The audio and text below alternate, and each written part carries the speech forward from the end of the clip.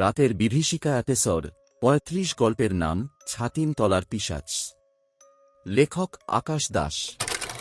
হাওড়া জেলার এক প্রত্যন্ত গ্রামের নাম ছাতিমতলা। গ্রামের শেষ প্রান্তে দাঁড়িয়েছিল একটি শতবর্ষী ছাতিম গাছ। দিনের বেলাতেও সেই গাছের ছায়া এড়িয়ে চলত মানুষ। সন্ধ্যা নামার পর তো কেউ ভুলেও ওদিকের রাস্তা মারাত না। গ্রামের প্রবীণরা বলতেন, বহু বছর আগে এক তান্ত্রিক ওই গাছের নিচে পিশাচ সাধনা শুরু করেছিল, কিন্তু সাধনা অসম্পূর্ণ অবস্থায় ভয়ঙ্কর এক অগ্নিকাণ্ডে তার মৃত্যু হয়। মৃত্যুর আগে সে নাকি চিৎকার করে বলেছিল, আমি মরলেও আমার ক্ষুধা মরবে না। সেই রাতের পর থেকেই ছাতিম তলার অন্ধকারে জন্ম নেয় এক ভয়ঙ্কর পিশাচ। তারপর থেকে গ্রামের মানুষ একে একে নিখোঁজ হতে শুরু করে। কিন্তু সবচেয়ে ভয়ঙ্কর ঘটনাটি ঘটেছিল মাত্র ৩ বছর আগে। গ্রামের মানুষ আজও ভুলতে পারেনি মেঘলা নামের ১৮ বছরের এক তরুণীকে। পূর্ণিমার রাতে পাশের গ্রামের এক আত্মীয়ের বাড়ি থেকে ফিরছিল সে। বাড়ি ফেরার পথে ছাতিম গাছের কাছে এসে সে তার মাকে ফোন করে কাঁপা গলায় বলেছিল, মা, গাছটার নিচে একটা লোক দাঁড়িয়ে আছে, কিন্তু ওর পা দুটো উল্টো আর ও আমাকে আমার নাম ধরে ডাকছে গু। কথাটা শেষ হতেই ফোনের ওপাশে ভেসে এসেছিল এক বিকট অমানুষিক হাসি। তারপর লাইন কেটে যায়। সারারাত গ্রামবাসীরা খুঁজেও মেঘলাকে পায়নি।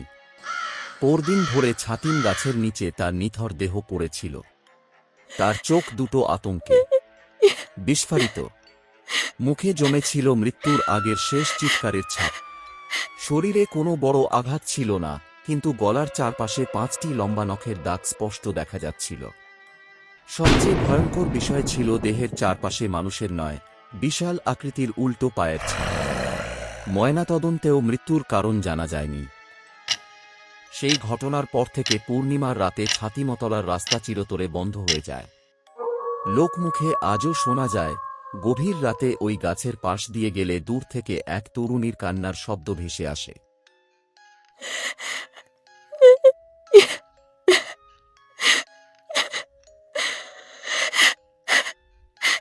পালিয়ে যাও, ও এখনো শিকার খুঁজছে গু।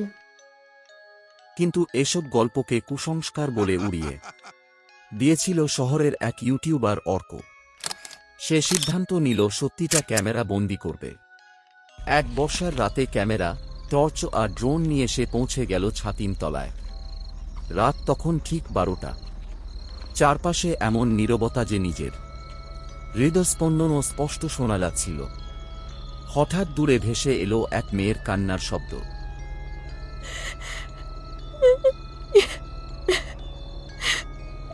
বাঁচাও আমাকে, বাঁচাও। অর্ক শব্দের দিকে এগিয়ে গেল, কিন্তু সেখানে কেউ নেই। ঠিক তখনই তার ক্যামেরার স্ক্রিনে দেখা গেল ছাতিম গাছের মোটা ডালে উল্টো হয়ে ঝুলছে এক বিকৃত মানুষ সদৃশ প্রাণী। তার চোখ দুটো আগুনের মতো লাল। অর্ক ভয়ে মাথা তুলে তাকাতেই ডালটা ফাঁকা। সে বুঝল কিছু একটা ঠিক নেই। ঠিক সেই মুহূর্তে তার ঘাড়ের কাছে বরফের মতো ঠান্ডা নিঃশ্বাস অনুভব করল। ধীরে ধীরে পিছনে ফিরতেই তার বুকের রক্তহীন হয়ে গেল। ২ মিটারেরও বেশি লম্বা বীভৎস পিশাচ দাঁড়িয়ে আছে। শরীরে কোনো মাংস নেই, কালচে ছেঁড়া চামড়া হাড়ের সঙ্গে লেগে আছে। চোখ দুটো জ্বলছে রক্তলাল আগুনে। মুখ অস্বাভাবিক লম্বা, ধারালো দাঁতের ফাঁক দিয়ে কালো তরল ঝরে পড়ছে। ২ হাতের নখ প্রায় ১ ফুট লম্বা। পিশাচটি ফিসফিস করে বলল, এত বছর পর নতুন শিকার।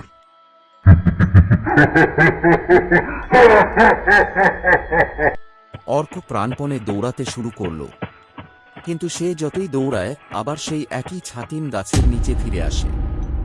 মনে হচ্ছিল পুরো জঙ্গল তাকে নিয়ে খেলছে। হঠাৎ চারদিক থেকে শত শত অমানুষিক হাসি ভেসে এলো। গাছের ডালে ডালে ঝুলছে মানুষের কঙ্কাল।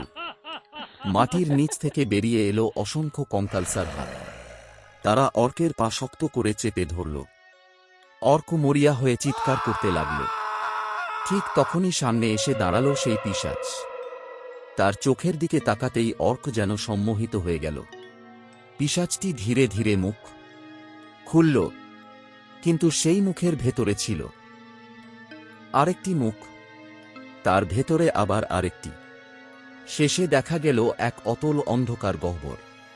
হঠাৎ চারপাশে ভেসে উঠল মেঘলার রক্তহীন করা কণ্ঠ। পরের পূর্ণিমায় আবার এসো।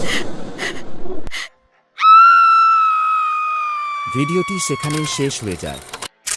আজও নাকি পূর্ণিমার রাতে কেউ যদি ছাতিমতলার সেই গাছের পাশ দিয়ে যায়, তবে দূরে একটি ক্যামেরার ফ্ল্যাশ জ্বলে ওঠে।